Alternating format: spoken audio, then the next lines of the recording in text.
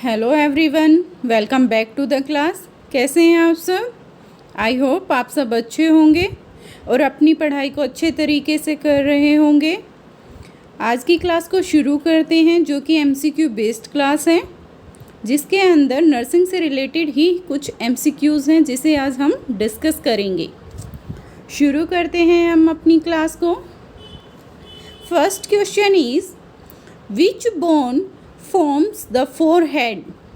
कौन सी ऐसी बोन है जो कि फोरहेड है उसको फॉर्म करती है?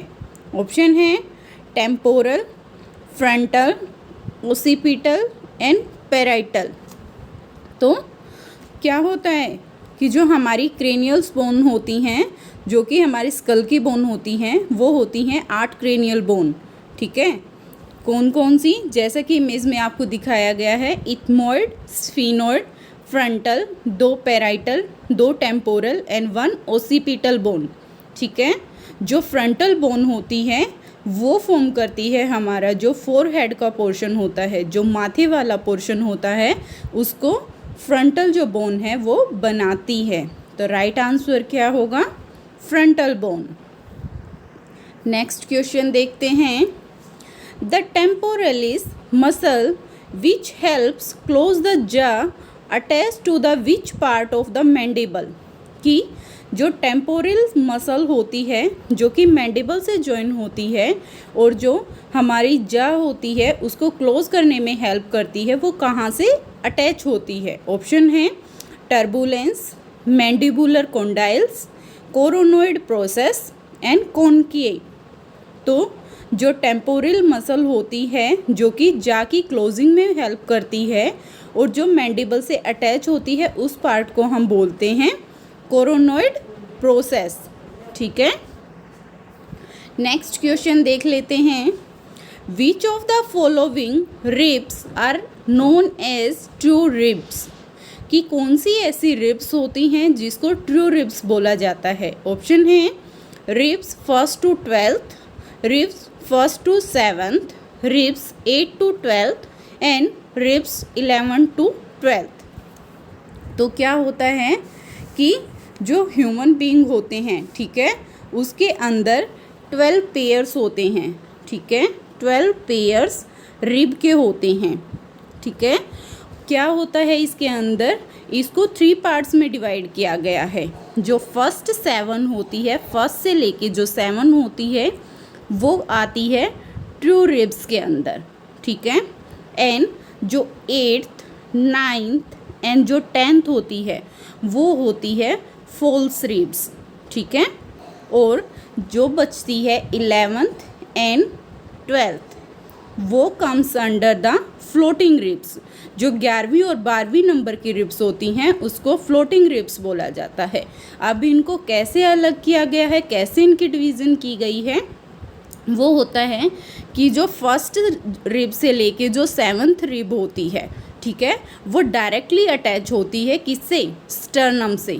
ठीक है, और जो 8th, 9th एंड 10th होती है वो किससे? 7th रिब से तो कनेक्ट होती है बट स्टर्नम से डायरेक्टली कनेक्टेड नहीं होती हैं, इसीलिए उसको फॉल्स रिब बोला जाता है। और जो 11th और 12th होती हैं वो फ्री फ्लोट करती हैं, इसलिए उनको फ्लोटिंग रिब्स बोला जाता है।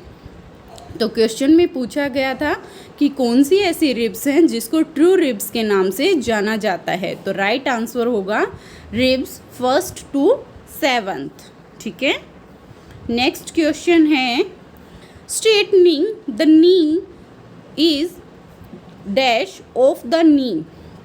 क्या है कि जब जो हमारा नी होता है उसकी जब हम स्ट्रेटनिंग करते हैं तो उसको क्या बोला जाता है? स्ट्रेटनिंग जब की जाती है कि किसकी? नी की, तो उसको क्या बोला जाएगा? ऑप्शन है flexion, extension, adduction and abduction. तो क्या होता है कि जो जॉइंट्स मूवमेंट होते हैं ये बेसिकली दिखाए गए हैं different kind of joints movement. ठीक है, जो फ्लेक्शन होता है बेसिकली उसमें क्या होता है कि किसी भी जॉइंट्स का बॉडी की तरफ जब हम बेंड करवाते हैं तो उसको बोला जाता है फ्लेक्शन। ठीक है, जब एक्सटेंशन क्या होता है? जब हम जॉइंट को बॉडी से दूर लेके जाते हैं और उसकी जब स्ट्रेचनिंग होती है, स्ट्रेटनिंग की जाती है, स्ट्रेचिंग जो होती है, तो उसको बोला जाता है एक्सटेंशन। ठीक है।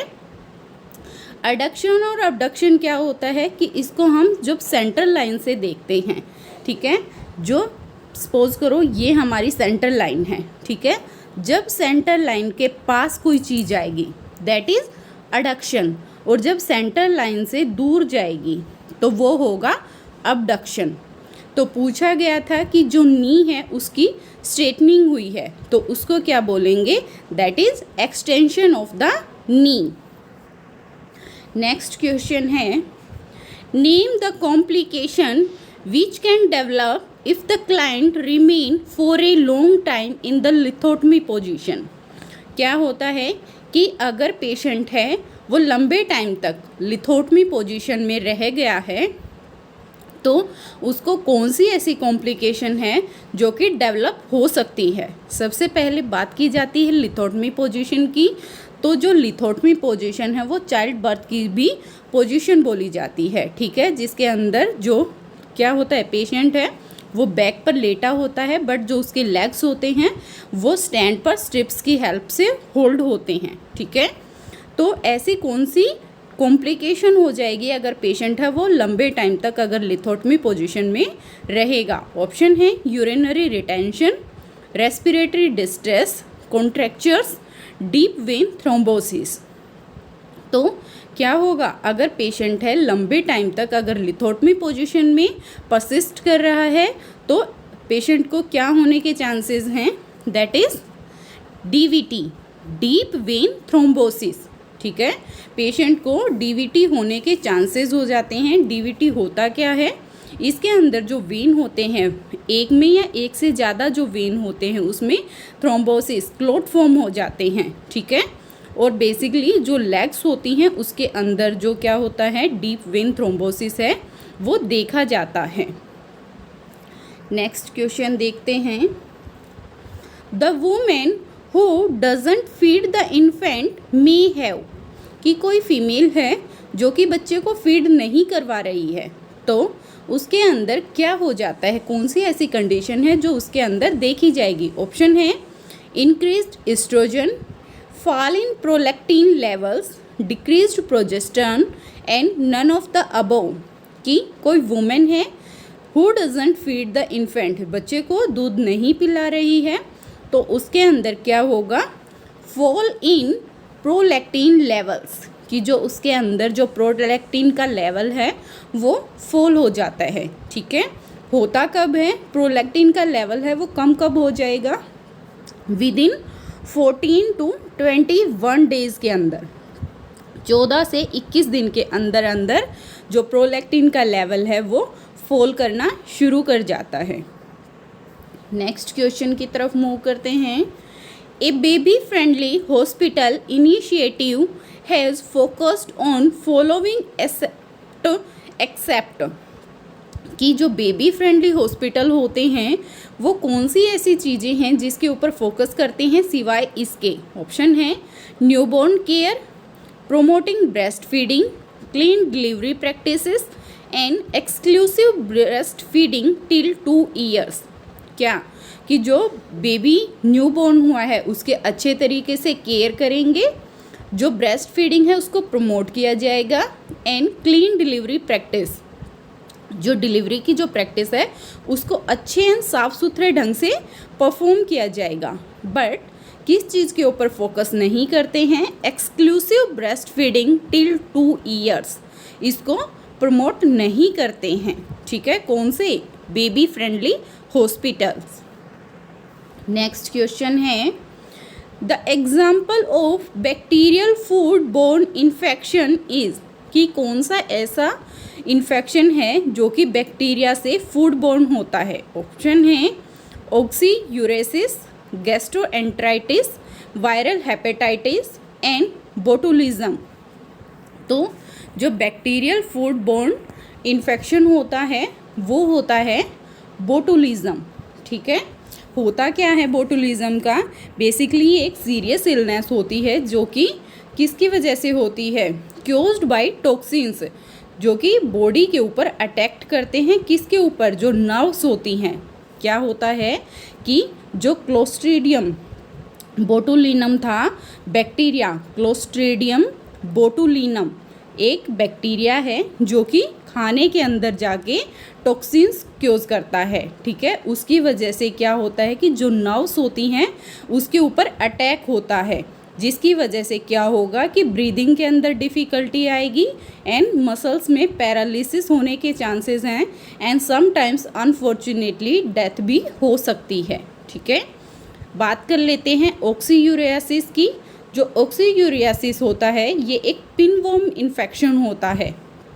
किसकी वजह से होता है कि जो पिनवॉर्म होते हैं उसका इन्फेक्शन है, ठीक है, जिसकी वजह से क्या होगा, जो एनस होता है, ठीक है, जहाँ से क्या है, जो एनल पार्ट होता है वहाँ पे सीवियर ईचिंग होगी, जिसकी वजह से क्या होगा, जो नाइट के अंदर जो स्लिप है, इवन जो रेस्ट होता है, जो रेस्टलेसनेस है, वो क्योज हो जाता है, ठीक है। गैस्ट्रोएंटराइटिस का आपको पता ही है कि जो स्टमक है एंड जो इंटेस्टाइन होता है उसकी इन्फ्लामेशन हो जाती है, ठीक है। बट पूछा गया था बैक्टीरियल फूडबोर्न इन्फेक्शन, वो होगा बोटुलिज्म। नेक्स्ट क्वेश्चन की तरफ मूव करते हैं। Most common chaos for maternal mortality in India is, कि इंडिया के अंदर जो मैटरनल मोर्टेलिटी है उसका मोस्ट कॉमन क्योज है वो कौन सा है? ऑप्शन है infection, unsafe abortion, severe bleeding and eclampsia. तो जो मैटरनल मोर्टेलिटी का मोस्ट कॉमन क्योज है इंडिया के अंदर वो है सीवियर ब्लीडिंग। जो पोस्टपार्टम हेमरेज होता है वो मोस्ट कॉमन क्योज माना जाता है मैटरनल मोर्टेलिटी का। नेक्स्ट क्वेश्चन है, vesicle are the type of skin lesions which appears as, कि जो वेसिकल्स होते हैं it's a kind of type of lesions, ठीक है। लीजन्स का एक टाइप होता है जो कि कैसा दिखाई देता है? ऑप्शन है solid, raised lesions, pimples, fluid filled lesions and flat spot. तो जो वेसिकल्स होते हैं उसके अंदर बेसिकली क्या देखा जाता है, वो फ्लूइड फिल्ड लीजन्स होते हैं। इसके अंदर क्या होता है, जो लीजन्स बना होगा उसके अंदर फ्लूइड भरा होगा। आप लोगों ने देखा होगा जब क्या, जैसा कि इमेज में भी दिखाया गया है एंड इवन आप लोगों ने वैसे भी प्रैक्टिकली देखा होगा, कई बार क्या होता है कि घर में जब हाथ वाथ जल जाते हैं तो हमारे हाथ के ऊपर जैसे छाले आ जाते हैं, तो वो वेसिकल होते हैं, उसके अंदर फ्लूइड भरा हुआ होता है, ठीक है। अगर कोई लीजन्स है जिसके अंदर फ्लूइड भरा होगा तो उसको हम बोलेंगे वेसिकल, ठीक है। नेक्स्ट क्वेश्चन है, while advising an antenatal mother you will ask the mother to take the following to enhance the absorption of iron, कि कोई मदर है जो कि एंटीनेटल चेकअप के लिए आती है तो उसको क्या बताया जाएगा कि आयरन के एब्जॉर्प्शन के लिए आपको साथ में क्या लेना है? ऑप्शन है folic acid, fatty acid, ascorbic acid and fluorine. तो मदर को बताया जाता है इवन कि आपको क्या आयरन का जो एब्जॉर्प्शन है उसको एनहेंस करने के लिए आपको क्या एस्कॉर्बिक जो एसिड है वो टेक करना पड़ेगा, ठीक है। एस्कॉर्बिक एसिड बेसिकली जो विटामिन सी होता है उसका ही क्या केमिकल नेम होता है, तो एस्कॉर्बिक एसिड है वो आयरन के एब्जॉर्प्शन के लिए नीडेड होता है, तो वो भी साथ में उसको लेने की ज़रूरत है। नेक्स्ट क्वेश्चन है, the food standards in India are based on the standard of, कि जो इंडिया के अंदर जो फूड का स्टैंडर्ड है वो कौन से ऐसे स्टैंडर्ड मार्क होते हैं जिसके ऊपर बेस्ड होता है? ऑप्शन है PFA standard, codex alimentarius, bureau of Indian standards and the Agmark standard. तो क्या होता है, किसके ऊपर फूड स्टैंडर्ड्स बने होते हैं? वो बेसिकली बने होते हैं the Agmark standard. India के अंदर जो फूड स्टैंडर्ड जो मेंटेन होगा वो बेस्ड होता है द एग मार्क स्टैंडर्ड। ये बेसिकली क्या होता है कि जो एग्रीकल्चर से जो भी चीज़ें प्रोड्यूस हो रही हैं उसको ग्रेडिंग दी जाती है कि कौन सी जो प्रोड्यूस हुआ है, जो भी फसल आई है वो कौन से ग्रेड की है। इवन उसके अंदर जो ग्रेडिंग के अकॉर्डिंग क्या है, फूड को स्टैंडर्डाइज्ड किया जाता है।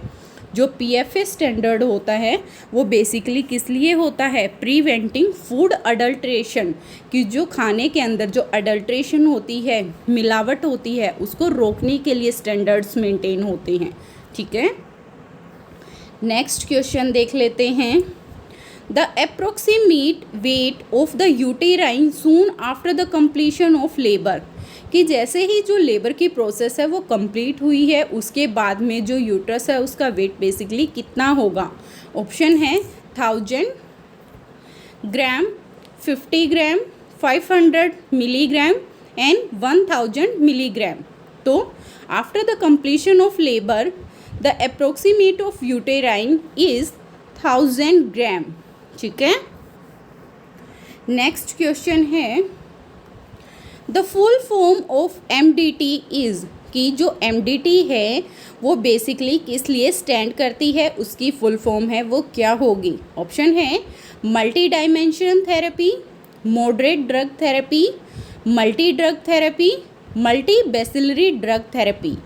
तो जो MDT होती है वो स्टैंड करती है फॉर मल्टी ड्रग थेरेपी। ठीक है, नेक्स्ट क्वेश्चन देखते हैं। The stiffening of the body after death is called, कि कोई इंडिविजुअल है जिसकी डेथ हो गई है, डेथ के बाद में जो बॉडी है वो स्टिफ हो जाती है, अकड़ जाती है, तो उस प्रोसेस को हम क्या बोलते हैं। ऑप्शन है autopsy, postmortem hypostasis, rigor mortis and autolysis. तो सबसे पहले हम एक एक करके बात कर लेते हैं कि जो ऑटोप्सी होता है वो बेसिकली क्या होता है। It is examination of the dead body to find out the cause of death, कि जो डेड बॉडी है उसकी एग्जामिनेशन करना कि किस वजह से जो इंडिविजुअल है उसकी डेथ हुई है। जो पोस्टमार्टम हाइपोस्टेसिस होता है इसके अंदर क्या होता है कि intravascular pooling of blood in gravitationally dependent part of the body after the death, कि जैसे ही डेथ हुई है उसके बाद में जो ब्लड वेसल्स है उसके अंदर जो ब्लड है वो कैसे फ्लो कर रहा है। एंड राइग्रस मोर्टिस क्या होता है कि stiffening of the body after the death, कि जैसे ही डेथ होगी उसके बाद में जब बॉडी स्टिफ हो जाएगी तो उस प्रोसेस को, इवन उस स्टेज को हम बोलेंगे राइग्रस मोर्टिस। तो राइट आंसर होगा हमारा राइग्रस मोर्टिस।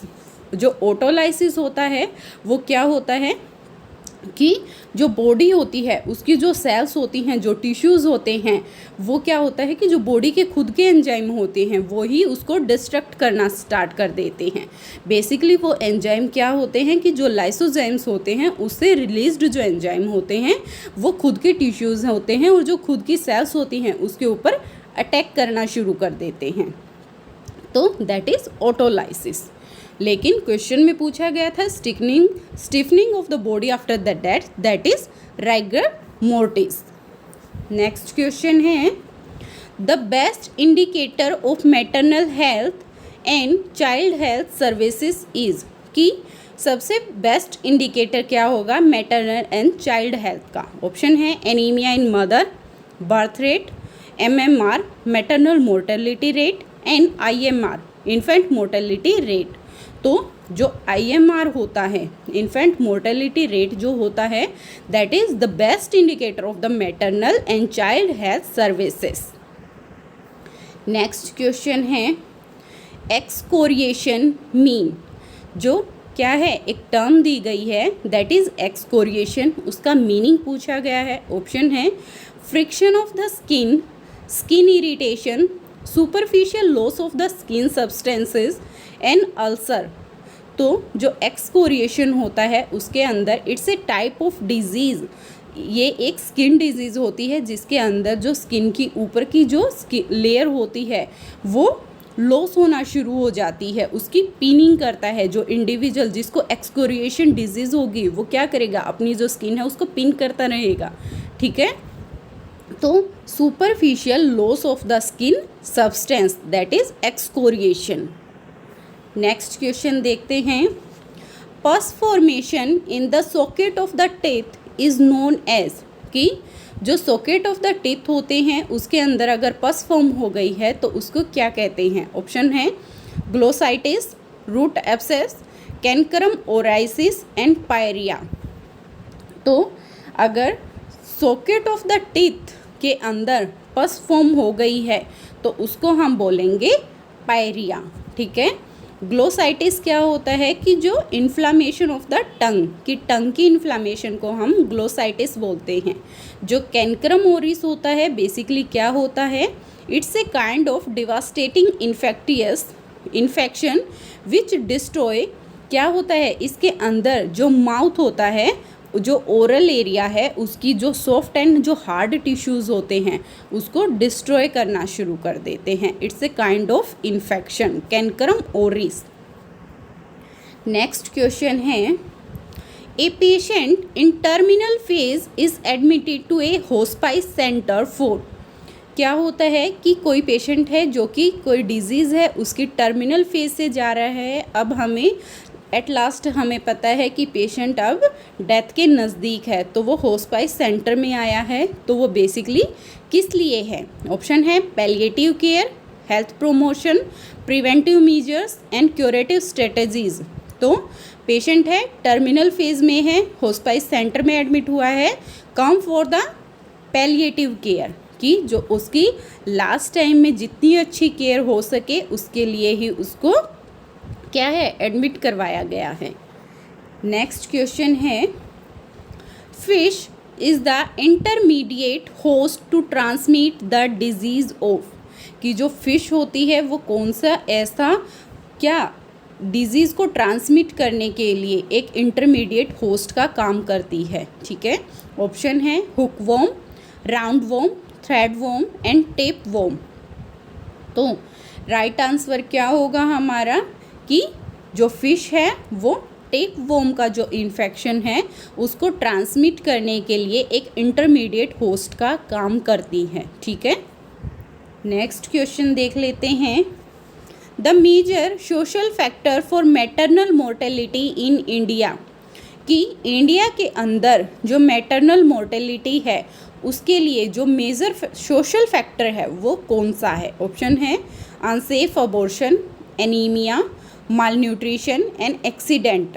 तो पूछा गया है कि सोशल फैक्टर, तो मैटरनल मोर्टेलिटी का जो सोशल फैक्टर माना गया है दैट इज़ माल न्यूट्रिशन, कि जो क्या होता है कि प्रॉपर न्यूट्रिशन नहीं मिलता है तो वो भी एक सोशल फैक्टर है जो कि मैटरनल मोर्टेलिटी में क्या करता है, एक क्यूजिंग फैक्टर बनता है। नेक्स्ट क्वेश्चन देखते हैं। Recommended elemental iron during pregnancy is, कि जो प्रेगनेंसी होती है उसके अंदर जो आयरन है उसको कितना रिकमेंडेड किया गया है। ऑप्शन है 100 mg per day, 80 mg per day, 60 mg per day and 40 mg per day. तो during the time of pregnancy the elemental iron is recommended at the rate of 40 mg per day, कि 40 mg per day उसको iron है जो female है जो कि pregnant है उसको लेना है, ठीक है। नेक्स्ट है the process whereby nutrients are added to the food to maintain और to improve the quality of the diet is known as, क्या है कि जो फूड आइटम्स हैं उसकी जो न्यूट्रिशन वैल्यू है उसको बढ़ाने के लिए, इम्प्रूव करने के लिए उसके अंदर कुछ चेंजेस किए जाते हैं, उसको क्या टर्म दी गई है। ऑप्शन है adulteration, food additives, food fortification and food standards. तो क्या होगा हमारा राइट आंसर कि जो न्यूट्रिएंट्स हैं उसको ऐड किया गया है उसकी क्वालिटी को इम्प्रूव करने के लिए, तो उसको हम बोलेंगे फूड फोर्टिफिकेशन, ठीक है। फूड के अंदर जो उसकी न्यूट्रिशंस वैल्यू है उसको ज़्यादा करने के लिए उसके अंदर कुछ न्यूट्रिएंट्स हैं वो ऐड ऑन किए गए हैं, that is food fortification. Next question है, the oil of skin contain an anti microbial secretions which act against many bacteria and fungi it is, कि जो बॉडी होती है ऑयल सीक्रेट करती है, उसके अंदर जो एंटी माइक्रोबियल सीक्रेशंस हैं जो कि एक्ट करते हैं डिफरेंट काइंड के जो बैक्टीरिया होते हैं, जो फंगाई होती हैं, उसके अगेंस्ट काम करती हैं। तो जो ऑयल सीक्रेट करती हैं that is known as sebum, ठीक है, उसको हम सीबम बोलते हैं। बट उस जो ऑयल है, क्वेश्चन में पूछा गया है कि जो ऑयल है वो कंटेन करता है एंड क्या कंटेन करता है, जो कि जो बैक्टीरिया और जो फंगाई हैं उसके अगेंस्ट वर्क करता है। तो राइट आंसर हमारे यहाँ पे होगा, वो कंटेन करता है जो फैटी एसिड्स होते हैं, ठीक है, फैटी एसिड्स होते हैं जो कि सीबम के अंदर प्रेजेंट होते हैं, वही एक्ट करते हैं बैक्टीरिया और फंगाई के अगेंस्ट, उनसे लड़ने का काम करते हैं। नेक्स्ट क्वेश्चन है, scalping of scalp accompanied by itching is called as, कि जो स्कैलिंग ऑफ स्कैल्प है, कि जो हमारी जो खोपड़ी है उसके ऊपर जब हम खुजली करते हैं तो जो स्कैलिंग होती है, क्या होता है कि जो स्किन के जो पार्ट्स निकल के आते हैं जब खारिश करने की वजह से, उसको क्या बोला जाता है? ऑप्शन है scabies, alopecia, pediculosis and dandruff. तो scaling of scalp accompanied by the itching is called as dandruff, उसको डैंड्रफ बोला जाता है, ठीक है। जो स्कैबीज होता है वो बेसिकली क्या होता है, जो माइट्स होते हैं, ठीक है, उन माइट्स की वजह से वो स्किन के अंदर एंटर कर जाते हैं, ठीक है, जिसकी वजह से क्या होता है कि ईचिंग होती है, ठीक है। और जो एलोपेशिया होता है बेसिकली जो बाल्डनेस होती है, कि या तो पूरे सिर से या फिर हाफ सिर से जब बाल है वो एब्सेंस हो जाते हैं, हट जाते हैं, गंजापन जो होते हैं उसको बोला जाता है एलोपेशिया।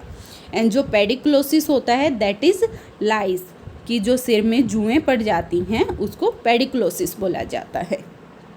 नेक्स्ट है, milk is purified through the process of, कि जो मिल्क होता है, जो दूध होता है, उसको प्योरीफाई करने की जो प्रोसेस होती है उसको क्या बोला जाता है? ऑप्शन है fortification, pasteurisation, adulteration and milk hygiene.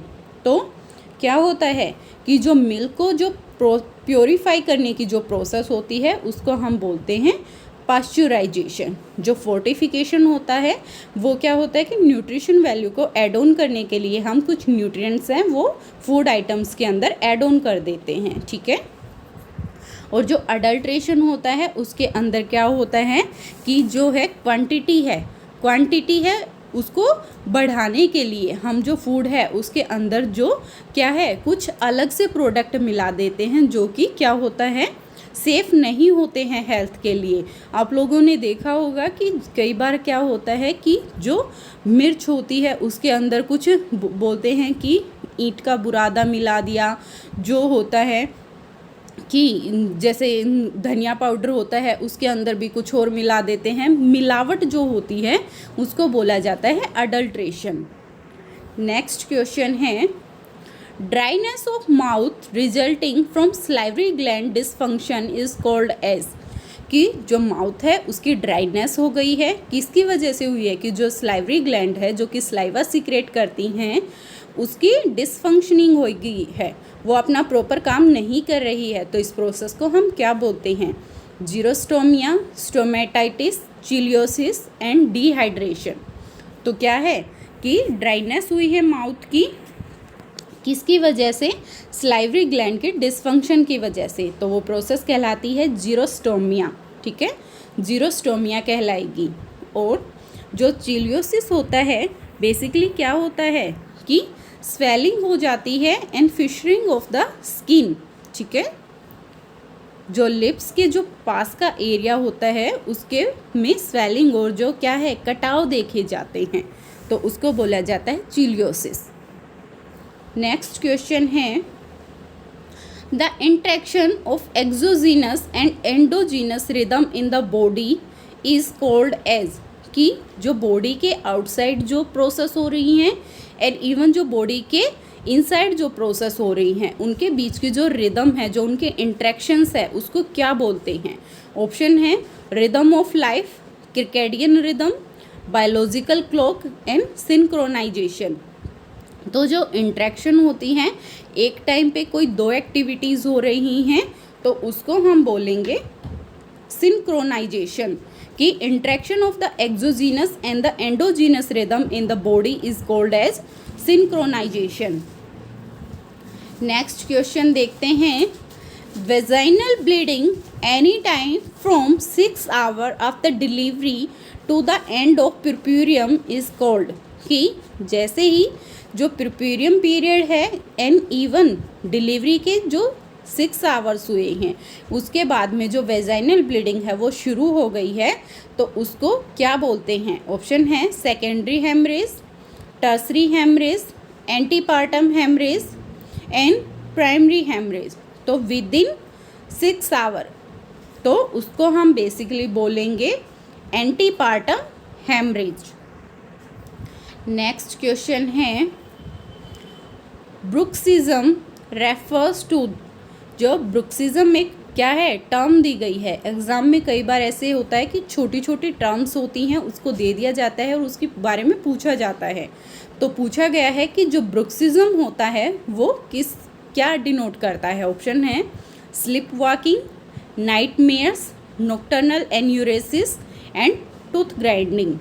तो सबसे पहले हम बात कर लेते हैं कि जो स्लिप वॉकिंग होता है, तो स्लिप वॉकिंग को हम बेसिकली बोलते हैं सोमनाब्लिज्म। तो जो सोमनाब्लिज्म होता है कि नींद में जो चलने की बीमारी होती है उसको बोला जाता है सोमनाब्लिज्म। नाइटमेयर्स क्या होता है कि जो अनप्लीजेंट ड्रीम्स होते हैं, कि डरावने और भयानक जो सपने आते हैं उसको नाइटमेयर्स बोला जाता है। एंड नॉकटर्नल एन्यूरेसिस होता है कि जो नाइट के टाइम पे, रात के समय पे जो 5 साल का जो बच्चा है, ठीक है, या उससे ऊपर का जो बच्चा है अगर वो बेड वेटिंग कर रहा है तो उसको बोला जाएगा नॉकटर्नल एन्यूरेसिस। जो एन्यूरेसिस है that is denoted bed wetting and nocturnal का मतलब होता है रात के समय। जो क्वेश्चन में पूछा गया था bruxism refers to the tooth grinding, ठीक है, ये डिनोट करता है टूथ ग्राइंडिंग को। कई बार आप लोगों ने देखा होगा कि जो बच्चे हैं वो अपने जो दांत हैं उसको पीसते रहते हैं, तो उसको क्या मेडिकली टर्म किया जाता है ब्रुक्सिज्म के नाम से। नेक्स्ट क्वेश्चन है vivid dreaming occurs in one of the following stage of sleep, mention the stage। क्या होता है कि पूछा गया है कि जो सपने आते हैं वो जो स्लिप होती है, बेसिकली जो स्लिप साइकिल होती है उसके कौन सा ऐसा फेज होता है जिसके अंदर जो सपने हैं वो आते हैं।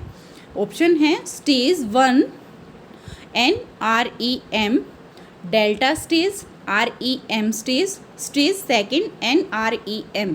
जो REM का मतलब होता है यहाँ पे बेसिकली रैपिड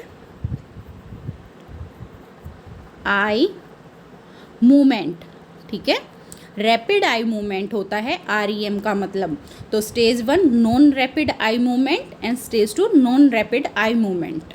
तो जो सपने आते हैं वो बेसिकली किस में आते हैं? जो REM की जो स्टेज होती है, रैपिड आई मूवमेंट की जो स्टेज होती है, वहाँ पे सपने आते हैं। नेक्स्ट स्लाइड में मैंने आपको जो क्या है स्लिप साइकिल है उसको समझाया है, एक बार हम देख लेते हैं। क्या होता है कि जो हमारी स्लिप साइकिल होती है वो बेसिकली 4 स्टेजेस में बटी होती है। डिफरेंट बुक्स में अलग अलग दिया होता है लेकिन बेसिकली ऐसा ही होता है, थोड़ा बहुत ऊपर नीचे होता है। फर्स्ट जो स्टेज होती है non rapid eye movement stage 1, क्या होता है कि transition period between wakefulness and sleep. जैसे ही क्या होता है कि हम जो बिस्तर पे जाते हैं सोने के लिए, जब तक अभी हमें नींद नहीं आई है, हम जाग रहे हैं बट हम सोने की कोशिश कर रहे हैं, तो वो हमारी फर्स्ट स्टेज होती है। कितने टाइम तक होती है? अराउंड 5 to 10 मिनट्स की होती है। फिर उसके बाद में आती है कि NREM स्टेज 2, इसके अंदर क्या होता है कि जो हमारी बॉडी का टेम्परेचर होता है वो ड्रॉप कर जाता है और जो हमारी हार्ट रेट है वो स्लो करना शुरू कर देती है कि जब हम सोते हैं तो हमारी जो हार्ट रेट है वो धीरे हो जाती है। Brain begins to produce sleep spindles कि जो हमारा दिमाग है उसमें जो सोने की जो प्रोसेस है वो स्टार्ट हो जाती है।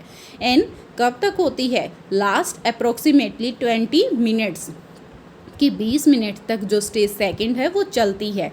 जो थर्ड स्टेज होती है वो बेसिकली उसमें क्या होता है कि जो हमारी मसल्स होती हैं वो रिलैक्स करती हैं एंड जो ब्लड प्रेशर है एंड जो ब्रीदिंग रेट है वो डाउन जाता है। एंड क्या होता है इसमें जो हमारी जो स्लीप है वो बहुत ज़्यादा गहरी हो जाती है। उसके बाद में जो हमारी स्टेज आती है वो आती है REM rapid eye movement sleep. इसके अंदर क्या होता है कि जो हमारा ब्रेन है वो और ज़्यादा एक्टिव हो जाता है and body becomes relaxed and immobilised. जो बॉडी है वो रिलैक्स करती है और इमोबिलाइज्ड होती है। जब सोते हैं तो बिल्कुल रिलैक्स पोजीशन में होते हैं। और जो REM स्लीप होती है उसके अंदर ही ड्रीम्स अकर होते हैं एंड आई मूव्स रैपिडली। इसमें क्या होता है कि जो हमारी आई मूवमेंट है, कोई सेकंड पर्सन अगर हमें ऑब्जर्व कर रहा है तो हमारी आई मूवमेंट है उसको ऑब्जर्व कर पाएगा। ठीक है, तो बेसिकली जो पूछा गया था कि ड्रीम्स कौन सी स्लीप फेज में आते हैं तो वो REM जो फेज होता है उसके अंदर देखे जाते हैं। नेक्स्ट क्वेश्चन देखते हैं अब हम। A protective ointment use to prevent excessive skin irritation is कि कौन सा ऐसा ऑइंटमेंट है जो कि हम यूज़ करते हैं कि बहुत ज़्यादा स्किन इरिटेशन हो रही है उसको प्रिवेंट करने के लिए। ऑप्शन है zinc oxide, vaseline, glycerine, silver sulphadiazine. तो क्या होता है कि एक्सेसिव स्किन इरिटेशन हो जाती है। बेसिकली बच्चों के अंदर देखा जाता है जब बच्चों को हम डायपर पहनाते हैं तो उसके अंदर क्या होता है कि स्किन है वो बहुत ज़्यादा इरिटेट हो जाती है। तो ऐसी कंडीशन में हम जो ऑइंटमेंट यूज़ करते हैं दैट इज़ जिंक ऑक्साइड। ठीक है, एंड जो सिल्वर सल्फर डियाजीन होता है वो बेसिकली हम कब यूज़ करते हैं कि जो सीवियर बर्न के जो पेशेंट होते हैं, सीवियर जो बर्न पेशेंट होते हैं उसमें सिल्वर सल्फा है वो यूज़ किया जाता है।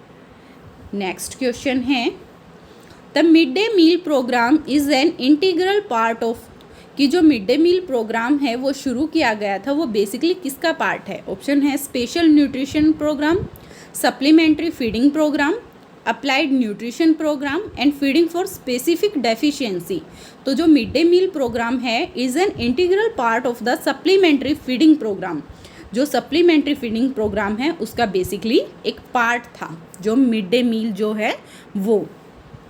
नेक्स्ट क्वेश्चन है the aims and the objective of under 5 cleaning are the following except कि कौन सा ऐसा एम्स और ऑब्जेक्टिव नहीं है अंडर 5 ईयर क्लिनिक का? ऑप्शन है preventing care, pre school education, growth monitoring, care in illness. दो जो अंडर 5 क्लिनिक होते हैं वो प्रिवेंटिंग केयर भी प्रोवाइड करते हैं, केयर इन इलनेस अगर कोई बीमारी हो गई है तो उसमें भी केयर प्रोवाइड करते हैं। जो बच्चे की ग्रोथ होती है, जो ग्रोथ एंड डेवलपमेंट है उसकी भी मॉनिटरिंग करते हैं। बट क्या नहीं करते हैं? जो प्री स्कूल एजुकेशन है वो प्रोवाइड नहीं करवाते हैं। तो राइट आंसर होगा हमारा ऑप्शन बी। नेक्स्ट क्वेश्चन देख लेते हैं the supportive aid which help the keep the feet in dorsiflexion position is the कि कौन सी ऐसी स्पोर्टिव एड हम यूज़ करते हैं, कौन सा ऐसा स्पोर्टिव मेजर्स हम यूज़ करते हैं जो कि जो फुट है उसको डोर्सीफ्लेक्शन जो पोजीशन है उसमें रखने में हेल्प करेगा। ऑप्शन है footboard, foot boots, foot cradle and bed board. Basically सबसे पहले हम देख लेते हैं कि जो डोर्सीफ्लेक्शन होता है वो होता क्या है।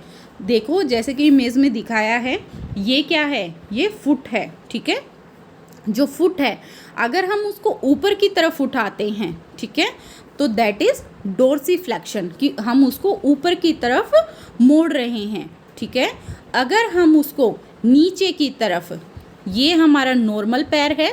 अगर हम उसको क्या डाउनवर्ड बेंड कर रहे हैं तो दैट इज़ प्लांटर फ्लेक्शन। तो दो टाइप के फ्लेक्शन देखे हैं यहाँ पे, डोर्सी फ्लेक्शन जो अपवर्ड होगा एंड जो प्लांटर फ्लेक्शन होगा that is downward.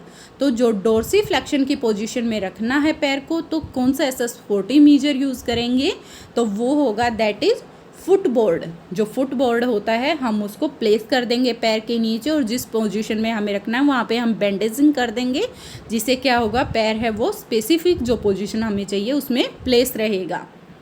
Next question है fungating lesions on the sole of foot caused by the papilloma virus is called as.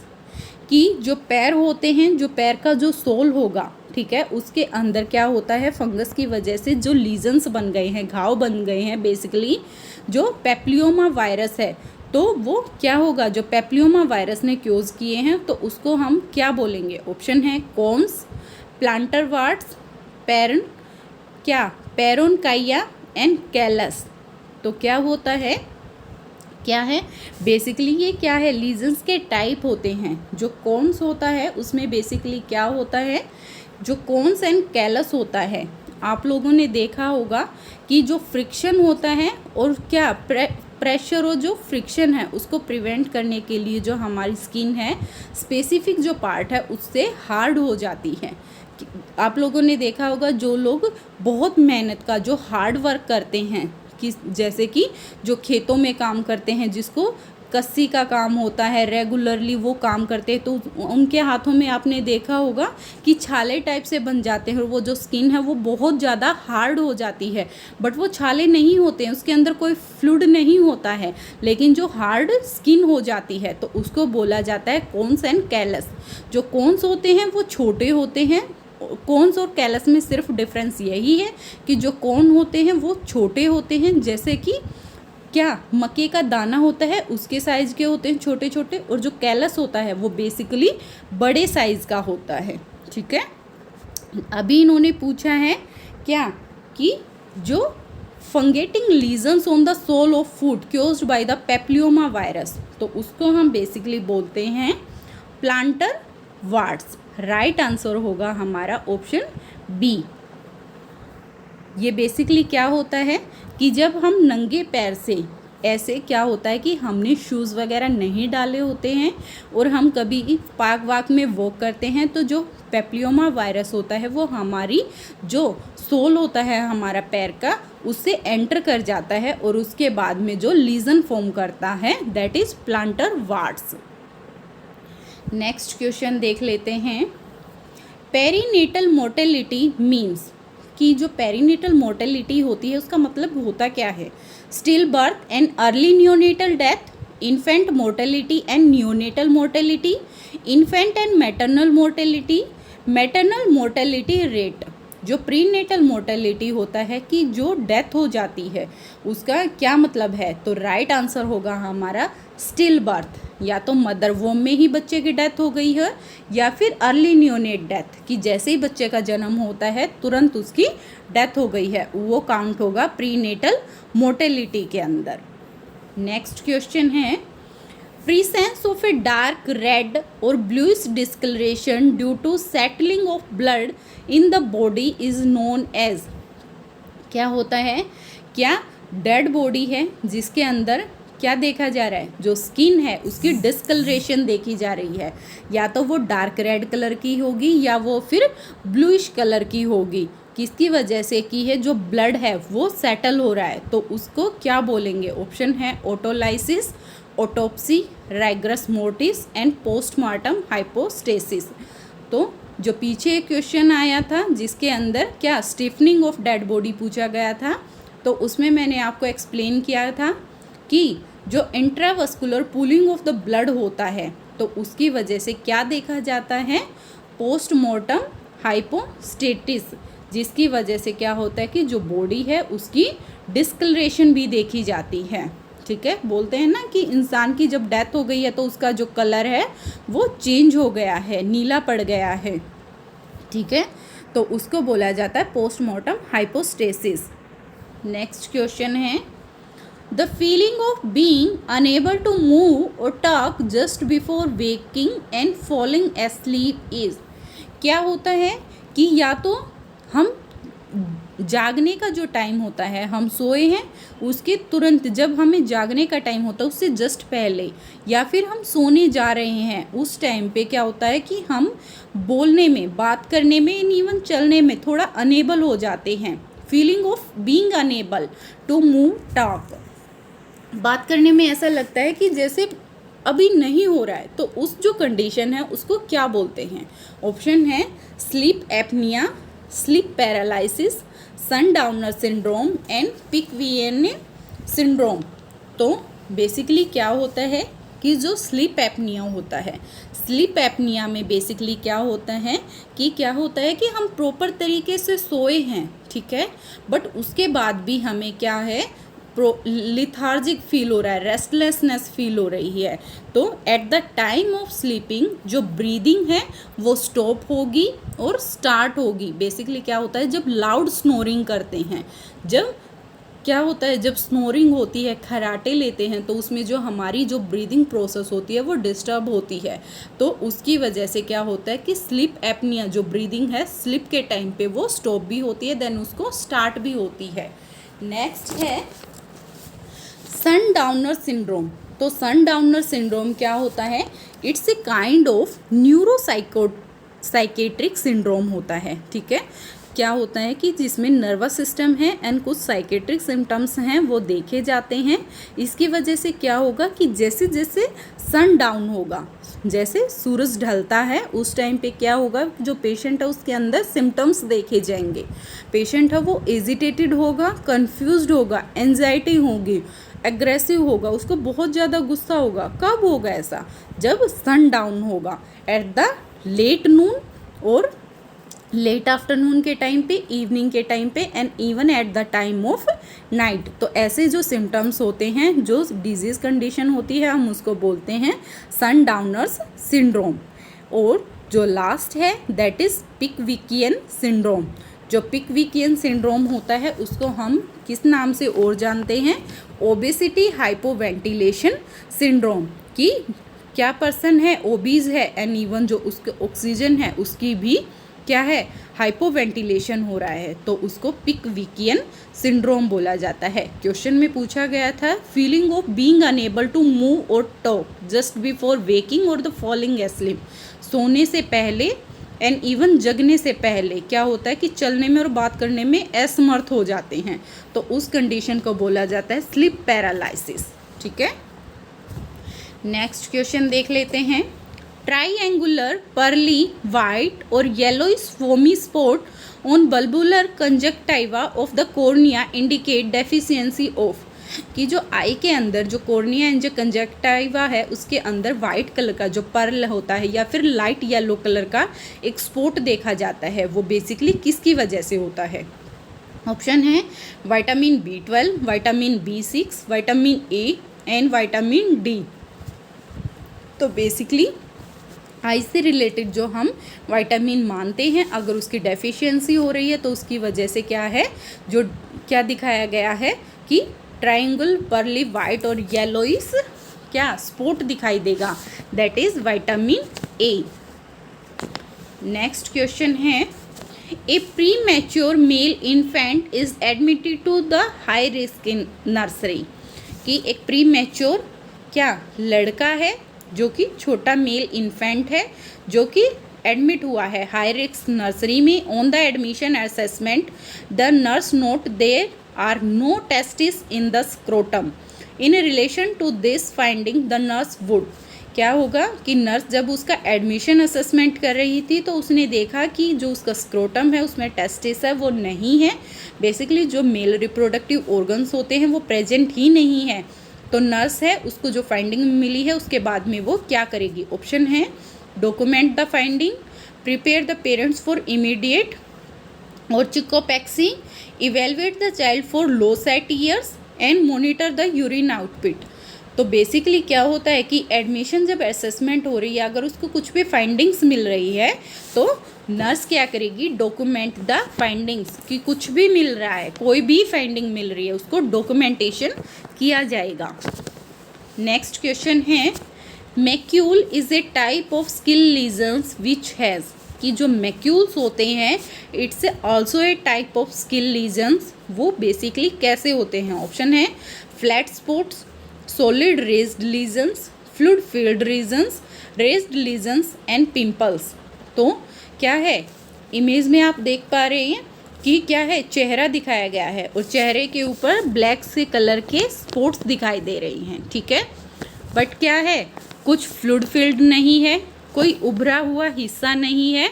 तो जो मैक्यूल होते हैं वो बेसिकली एक स्पॉट होते हैं, बट वो स्किन के साथ में फ्लैट होते हैं और कोई फ्लूइड नहीं होता है, बट एक फ्लैट स्पॉट दिखाई देगा, दैट इज मैक्यूल्स। तो और जो वेसिकल्स होते हैं उसके अंदर क्या है, फ्लूइड है, वो फिल्ड होगा, fluid filled lesions also known as vesicles. और जो फ्लैट स्पॉट्स होते हैं that is macule.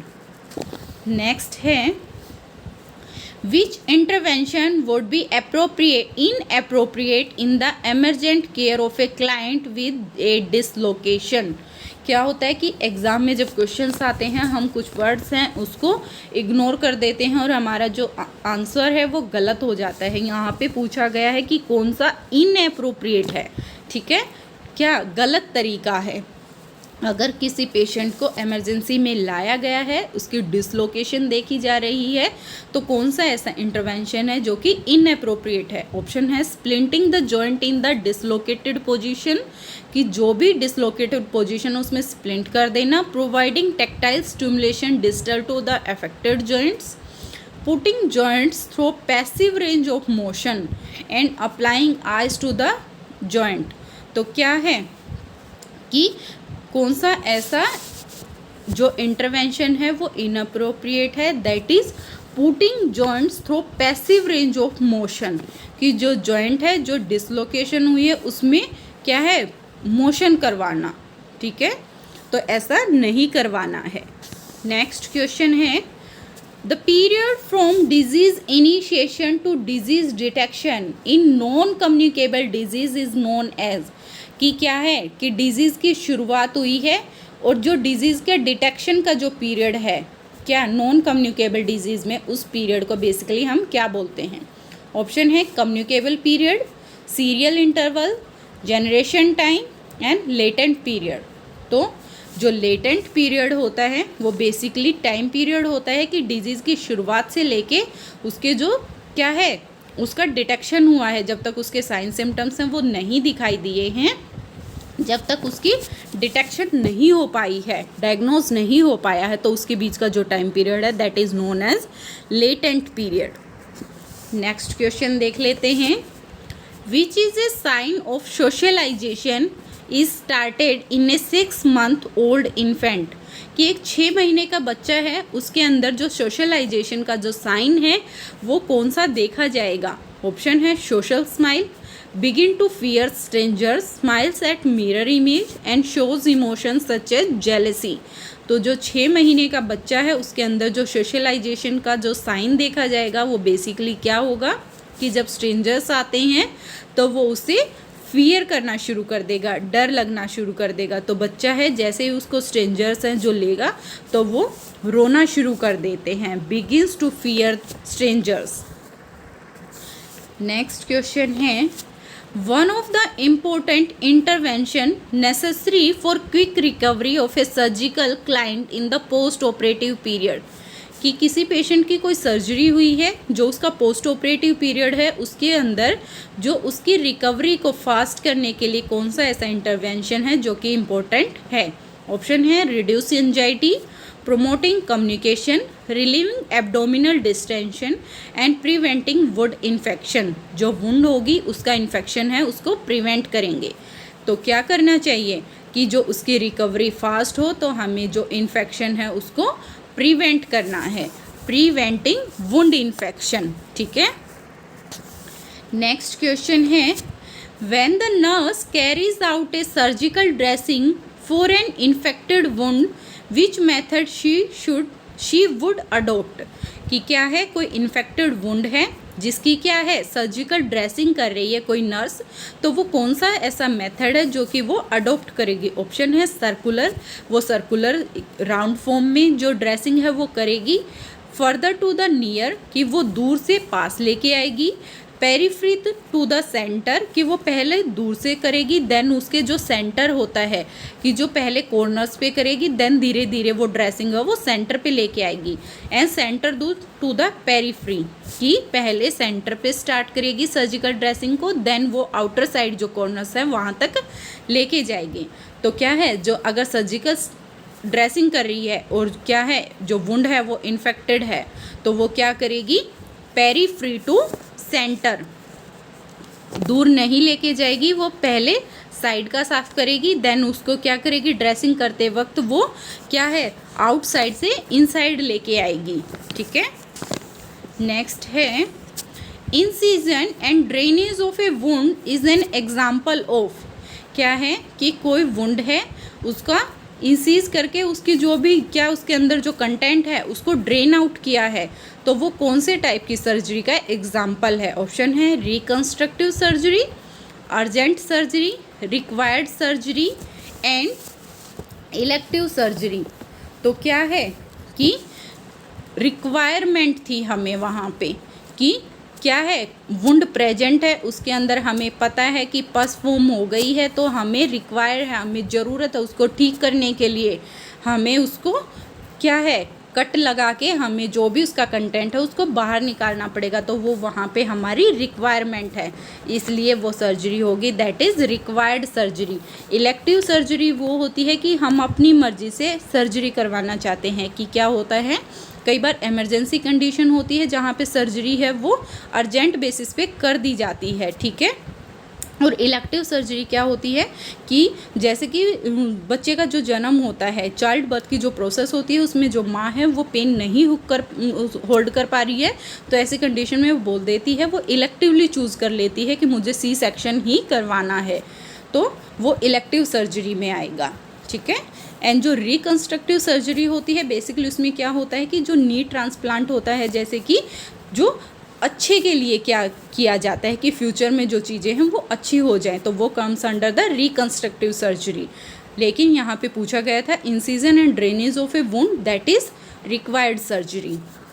Next question है, one of the goal of nursing care is to keep the patient free of infection. The best method to achieve this goal is by, क्या होता है कि nursing care हम provide कर रहे हैं तो हमारा गोल तो यही होगा कि जो पेशेंट है उसको इन्फेक्शन फ्री रखना है, तो हम अपने गोल को अचीव करने का जो सबसे बेस्ट मेथड होता है वो कौन सा होता है। ऑप्शन है isolating A patient in A separate room, disposable articles, administering antibiotics and washing hand between different patient care and when contaminated। तो सबसे पहले कि इन्फेक्शन को अगर हमें प्रिवेंट करना है तो हमें पता होता है कि हमें हैंड वॉशिंग है वो हमारा primary and the basic step होता है, जो कि हमें करना ही चाहिए कि इन्फेक्शन को क्या क्रॉस कंटामिनेशन से एंड इवन प्रिवेंट करने के लिए। तो washing hand between different patient, कि हम एक पेशेंट से जब दूसरे पेशेंट की केयर करने के लिए जा रहे हैं तो हमें हैंड वॉश करना है, एंड किसी भी कंटामिनेटेड चीज़ को टच करने के बाद में हमें जो हैंड वॉशिंग है वो करनी है, वो क्या करेगी, जो इन्फेक्शन है उसको प्रिवेंट करवाएगी। नेक्स्ट क्वेश्चन देख लेते हैं।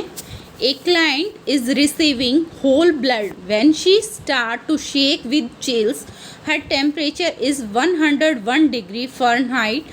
The nurse should first, क्या है, किसी पेशेंट को ब्लड ट्रांसफ्यूज़ हो रहा है, बट जो पेशेंट है उस क्या है उसको चिल्स लगना, कि वो शेक कर रहा है, काँप रही है, ठंड लग रही है, एंड इवन जो उसका बॉडी टेम्परेचर है वो 101 डिग्री फ़ारेनहाइट हो गया है, फीवर भी आ गया है, तो जो नर्स है वो क्या करेगी। ऑप्शन है कॉल द फिजिशियन इमीडिएटली, जो डॉक्टर है उसको इमीडिएटली बुलाएगी। Administer the PRN dose of aspirin, की जो एस्प्रीन है वो उसको एडमिनिस्टर कर देगी। Start another IV running normal saline, क्या जो नॉर्मल सेलाइन है उसको IV एडमिनिस्टर करेंगी। And stop the blood immediately, कि जो ब्लड ट्रांसफ्यूज़ हो रहा है उसको इमीडिएटली स्टॉप कर देगी।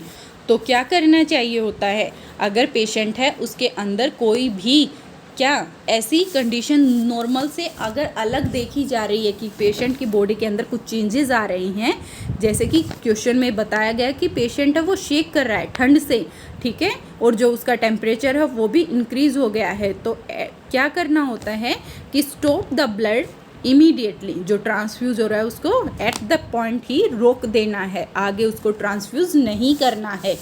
बाकी उसके बाद में डॉक्टर से कंसल्ट करना है, जो भी करना है वो बाद की प्रोसेस है, बट उस टाइम के लिए जो ब्लड है उसको स्टॉप कर देना है, ठीक है। तो आज की क्लास में हमने 50 जो क्वेश्चंस है वो कर लिए हैं। आज की क्लास के लिए हम इतना ही करते हैं, बाकी हम अपनी नेक्स्ट क्लास लेके आएंगे जिसके अंदर हम और कुछ बेहतरीन क्वेश्चन लेके आएंगे जो कि आपके लिए बेनिफिशियल साबित होंगी। लेकिन क्या है, आप लोगों का कई दिन से कुछ अच्छा रिस्पॉन्स नहीं आ रहा है क्लास के रिगार्डिंग, ठीक है। आई होप जो भी क्लासेस हैं वो आपके लिए बहुत ही अच्छी साबित होंगी, आप लोग देखा करें। एंड इवन जो अभी आपके फीडबैक हैं, जो कमेंट्स हैं, वो हमें ज़रूर बताया करें ताकि हम कुछ और अच्छा इम्प्रूवमेंट कर पाएँ। आज के लिए इतना ही, थैंक यू।